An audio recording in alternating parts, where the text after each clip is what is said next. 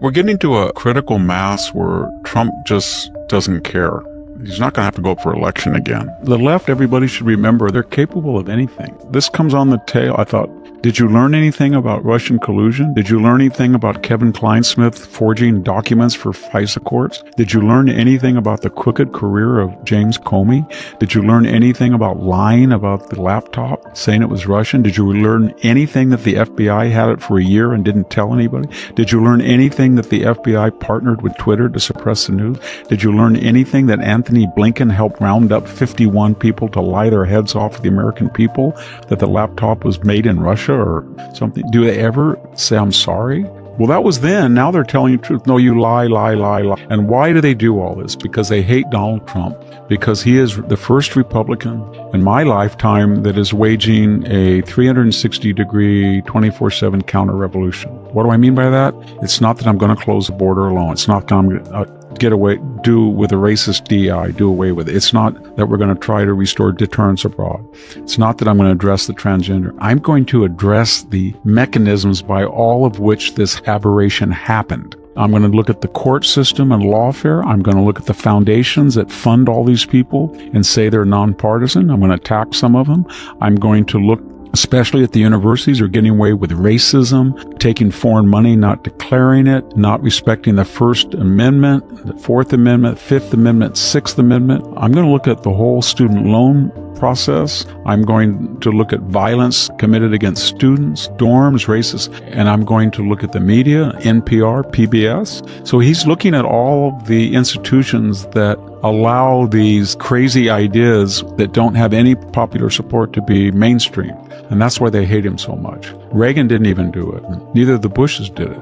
There's not going to be, I don't know, I don't see any way out. To go back to that Rasmussen poll of the first 100 days, 62% of Hispanics thought Donald Trump was doing a good job and should continue doing so. 39% of African Americans agreed. All the other left-wing polls said Trump is suffering from historic anger. He's not. And the point that I'm making is part of his support is people are sick of racial divisiveness. They're sick of the DEI canon that says, if I'm part of the 30% Marxist binary oppressed victimizers, then by definition, I cannot be an oppressor and I cannot be a victimizer. So now we have this whole explosive idea of race. Fannie Willis, remember when she got in a jam? Well, you don't understand black people. We use cash all the time. So of course I don't have receipts, even though I hired my boyfriend and we toured the country and on a cruise and we built the government, my agency. But you're racist for thinking that you don't understand that blacks always pay cash. And then we go to Letitia James, a proud black woman. Yes, I said that my father, I was married to him. And yes, I tried to claim two different residences to get a tax break. And yes, I lied on a loan application, which I fined Donald Trump $375 million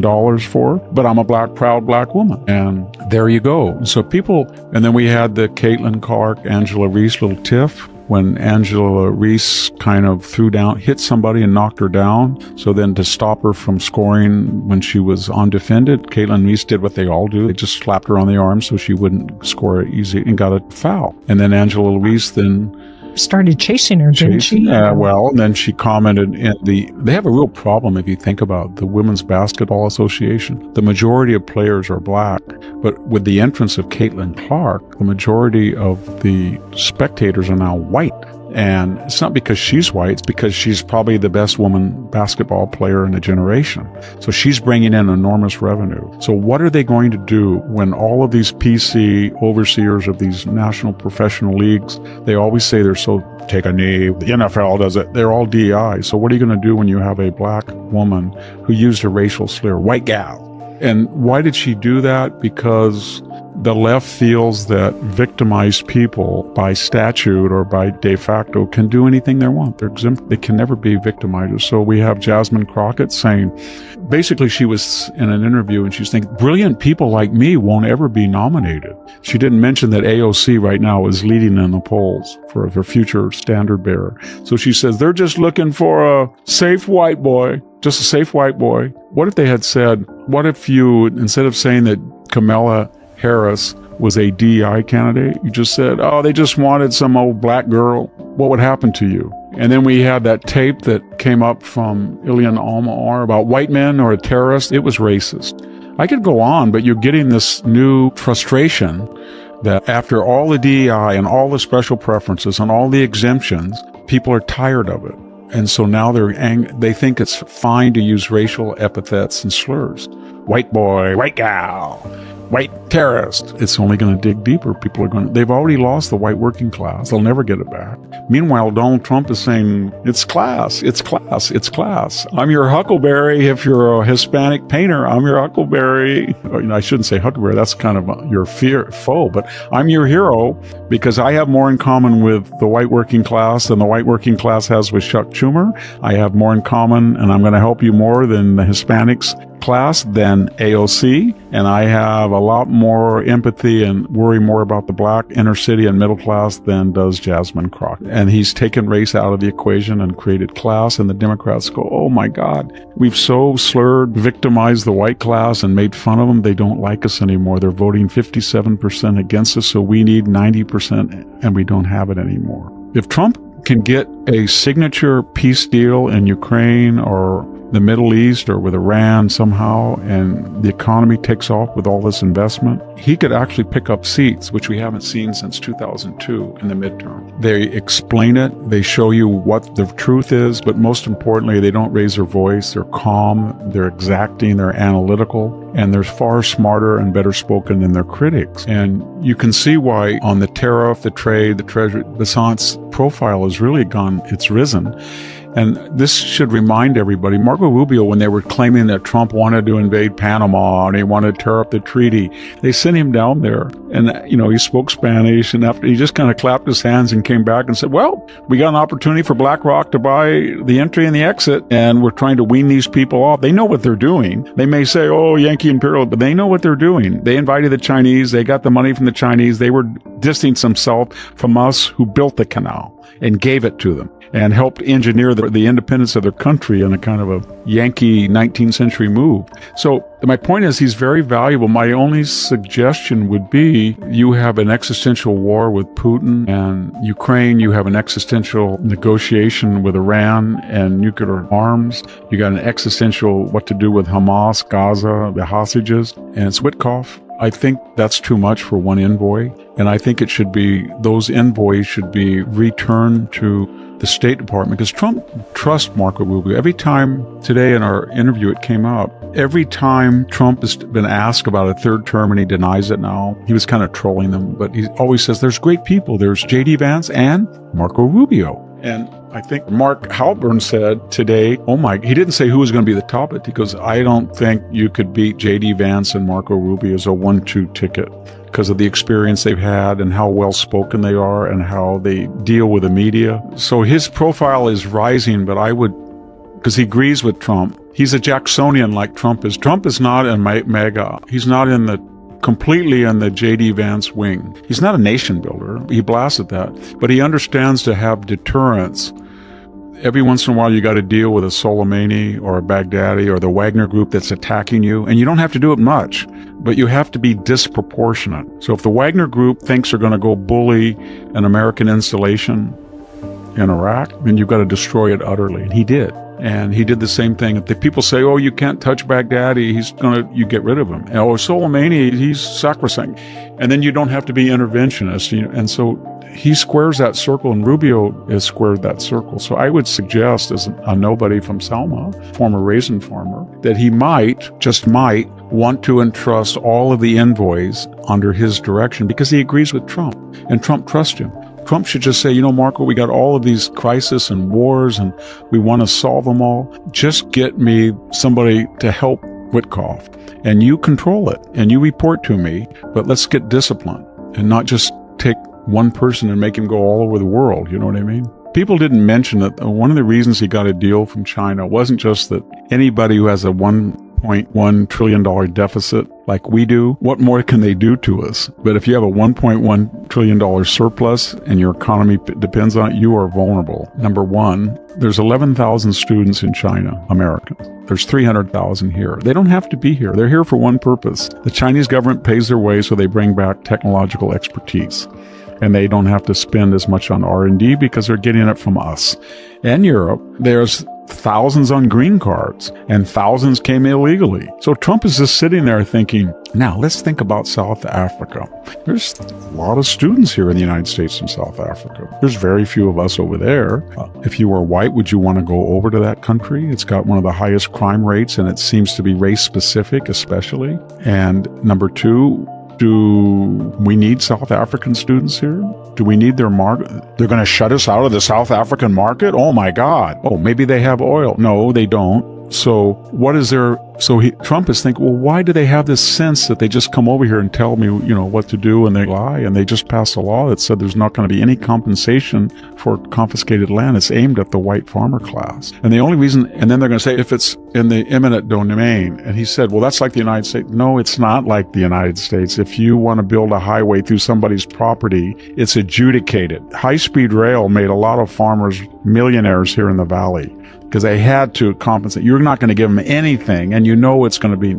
And their problem in South Africa is, number one, they're 3 generations from apartheid. These young kids, 30, 40, were children when this thing happened. So they're going to condemn them on the sins of their fathers or grandfathers, great-grandfathers. And some of the families are 9 generations. But number two, they look at Rhodesia and they think, well, they had land confiscation. They slaughtered a bunch of white farmers and they killed them off or drove them out. They had one of the largest per capita economies in Africa. They were a food exporter. They had one of the most efficient agricultural sectors in the world, and they destroyed it. And suddenly they were starving, and do we want to do that? And so they don't know what they want to do. They know what they're doing. They can't stop it.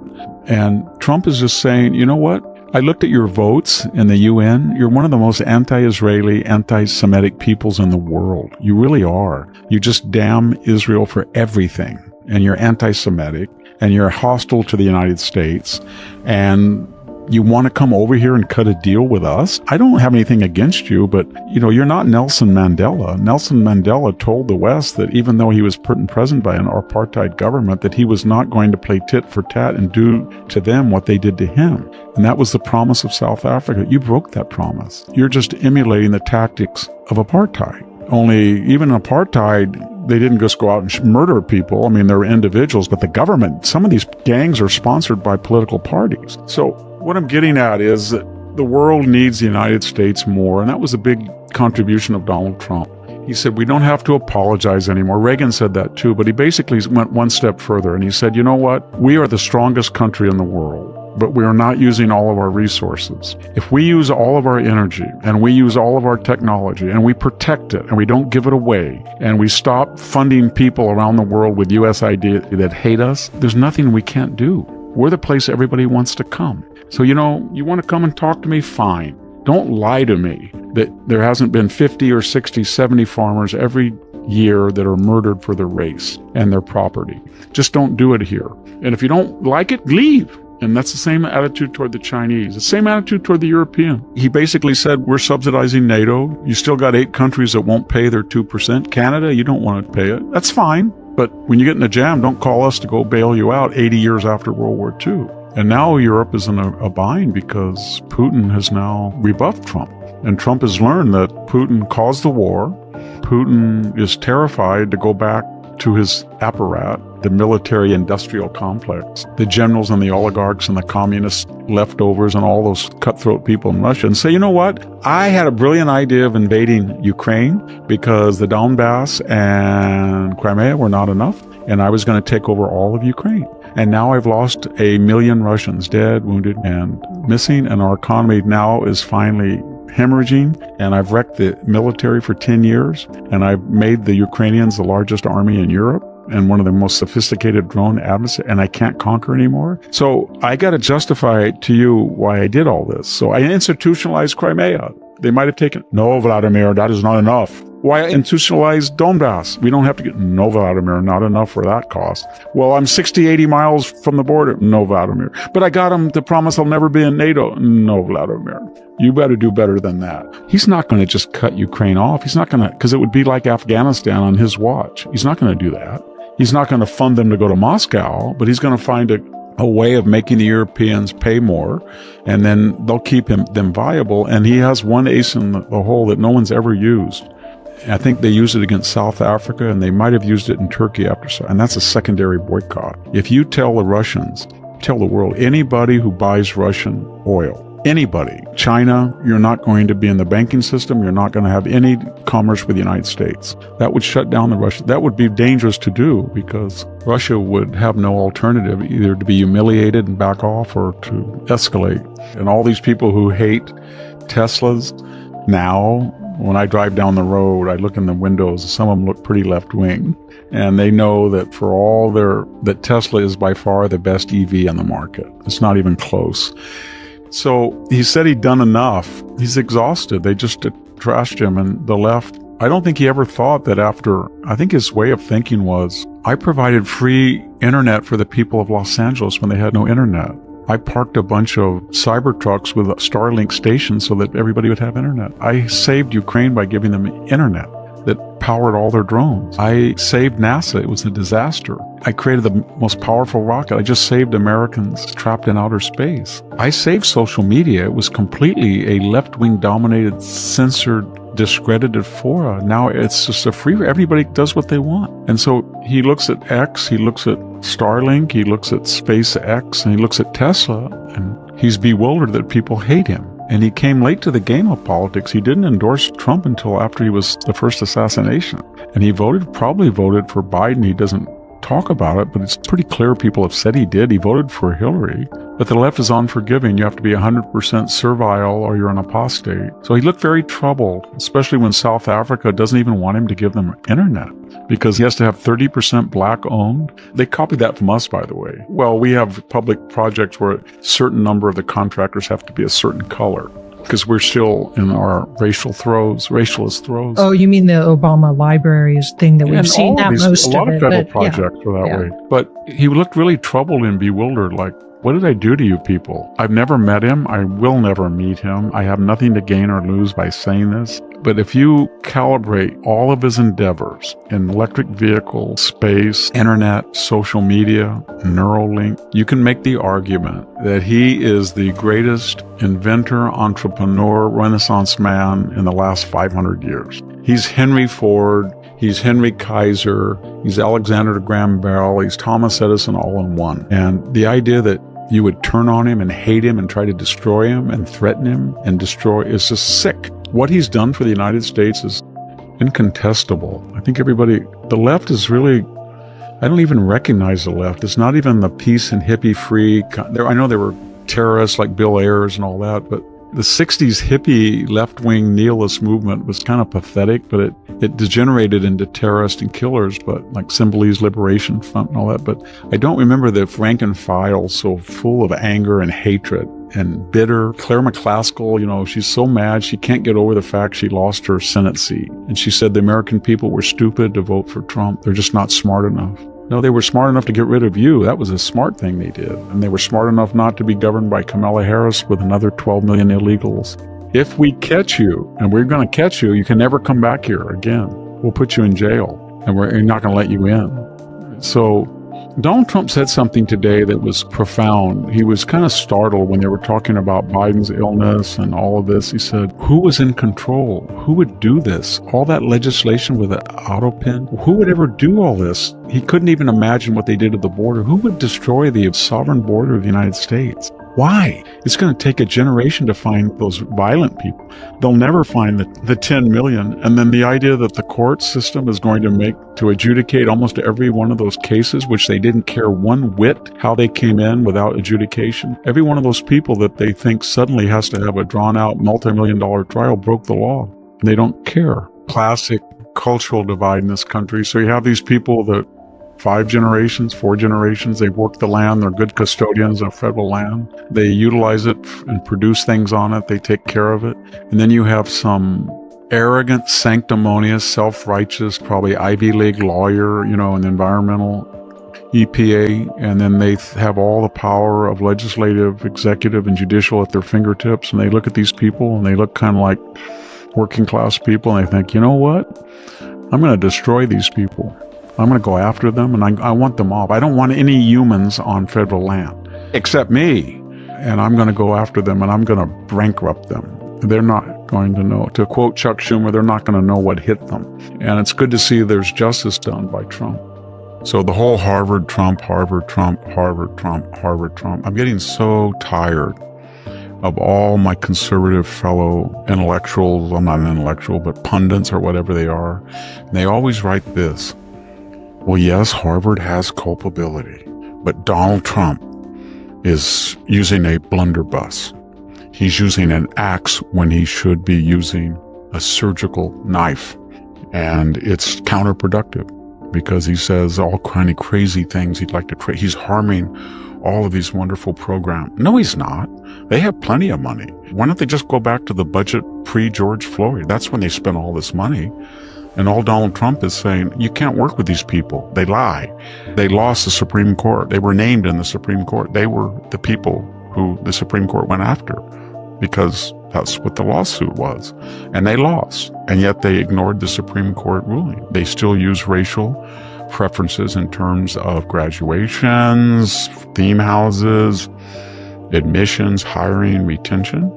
And they still get Chinese and Middle East money, and they don't really account for it all. They still bring in people from the Chinese Communist Party to the Kennedy School. I think even the graduation speaker had some ties with the Communist Party. And they still, until they were slapped down, were charging 55% on our federal grants as the taxpayers' grants. That was their surcharges. They still do the anti-Semitism. It's not that they don't enforce rules against anti-Semitism. They reward people who hit Jews with scholarships and honorific titles at graduation. So Trump knows all that. So he just says, I'll just act as crazy as they are and bring attention to it. And that's what he's done. And anybody who wants to defend all that is going to have a hard row. And that's not even getting into the other things that the education secretary and Trump are saying. 95% of the faculty are left wing. Everybody knows it. It's sort of like, I don't know, Saddam Hussein election. 95 say they like the great leader. Well, that's what Harvard is. 95% will always vote in a predictable fashion, and they call it democracy. It is very dangerous. If you look at it comprehensively, meaning the Chinese are bringing in things to affect our crops that might destroy staple crops. They're also toxic to people, too. They've implanted things into solar panels so that they can cut them off. So if you started looking at all these little things, it's not really very funny, actually, because they could do some serious damage. You want to think of anything the Chinese have done to us? Well, they're trying to bring a fungus out. It was kind of scary when I read this story because I used to watch the episodes of The Last of Us about the cordyceps, end of the world, and it infects everybody. And it was kind of a fungus mold, And here it is in real life.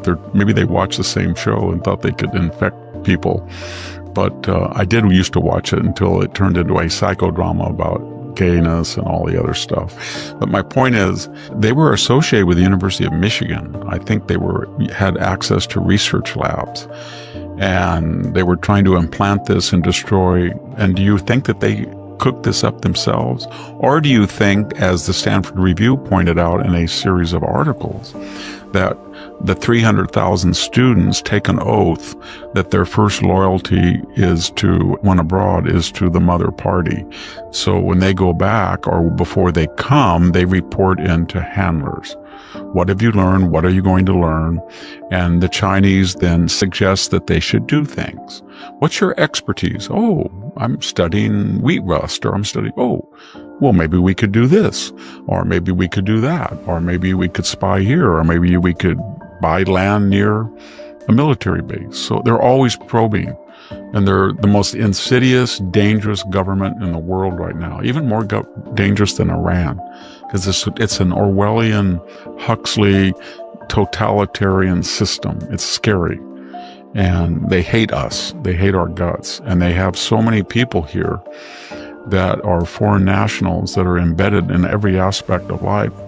And there's so many of them that even if 95% of them are fine, wonderful resident aliens, 5% means several thousand. They have mastered the DEI during COVID, as I said.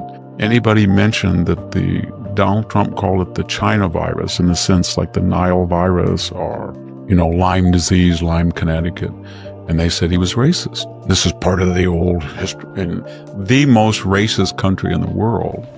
Think of the logic. If you're Chinese and you come over here, you can be an upstanding American citizen. If you don't look Chinese and you immigrate to China, trust me, you will never be accepted as a full-fledged Chinese citizen.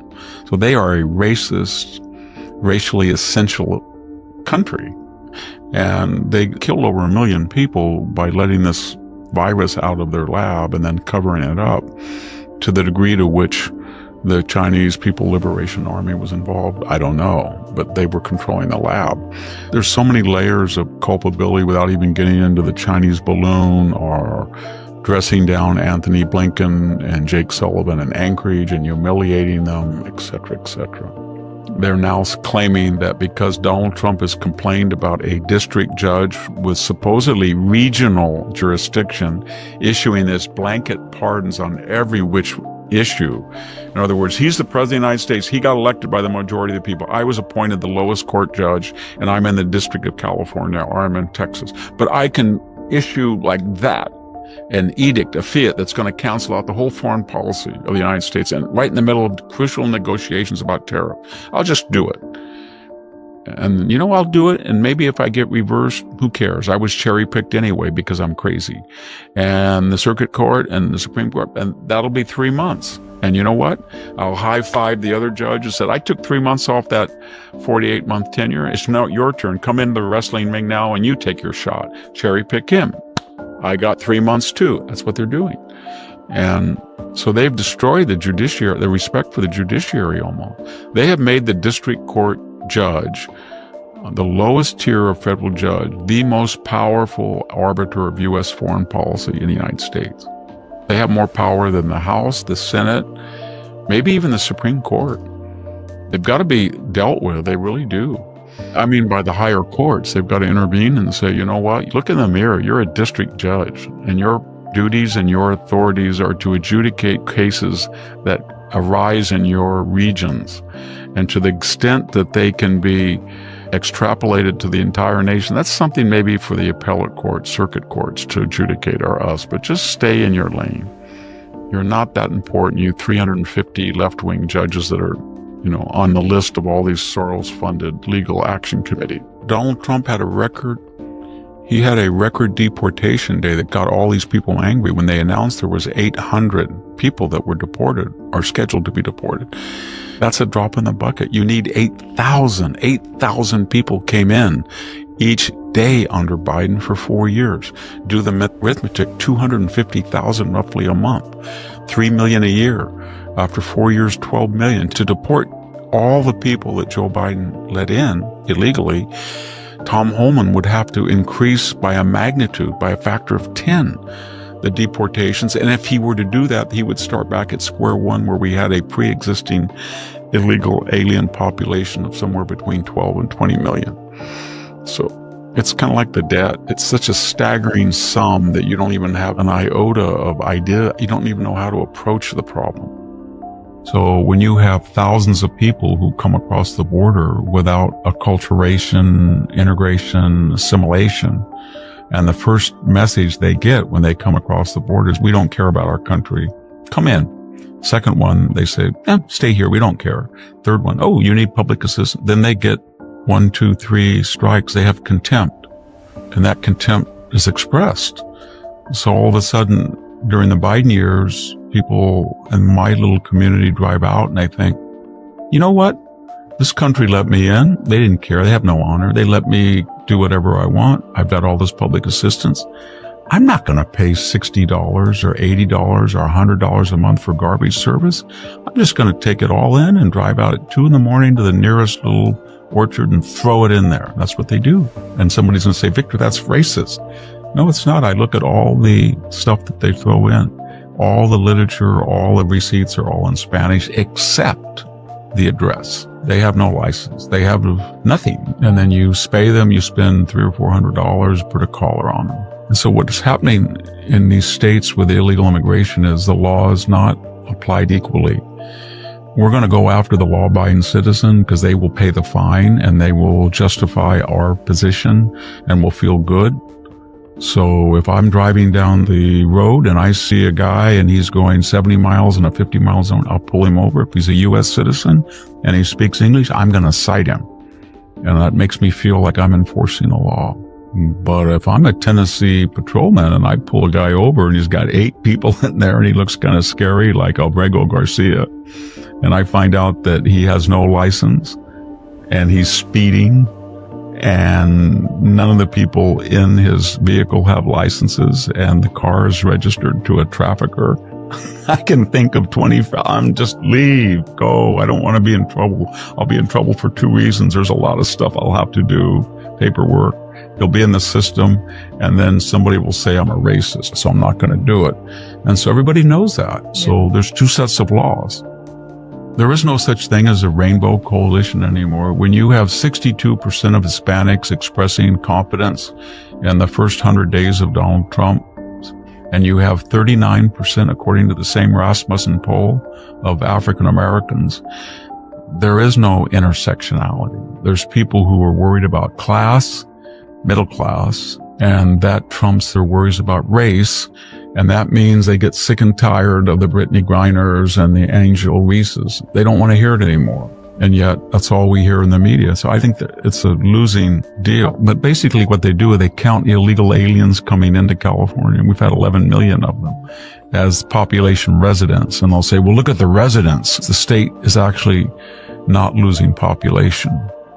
Or they'll say that the minority communities that came across the border are still having 2 or 3 children. And the ossified white aging group, it's whatever. The fact is California, U.S. citizens are leaving. So anyway, this guy wrote me from Sacramento. There was on somewhere near Bullard and Blackstone in Fresno. So I drove in. I said, hello, I want to rent a trailer and I want to go to Texas. And they said, we don't have any. I said, you don't have a trailer in Fresno to Texas? And they said, no. I said, well, how would I get one? And they said, if you have a relative, you can drive to Texas and you can get the trailer and you can bring your stuff back on the trailer for free. And then you can go back again and we'll give you a discount. And I said, well, what is the usual charge from Texas to California? And they said, well, if it's not free, it's $200. And I said, what is it to Texas? He goes, between $1,500 and $2,500. So I trust that a lot more than a bureaucrat in Sacramento. It's kind of a phenomenon in the Central Valley when you walk around and you just say, what happened to that person? I haven't seen them lately. Oh, they moved to Boise. What happened to that person? Oh, they're in State Line, Nevada. What happened to that person? Oh, they went to Nashville. Oh, what happened to that person? They're in Houston. It's a reverse Oklahoma migration of the 1930s. And they're being driven out because it's all about cost of benefit. They pay the highest income taxes, the highest gas taxes, the 5th highest sales taxes. And for that, they get schools that are rated in the bottom 10.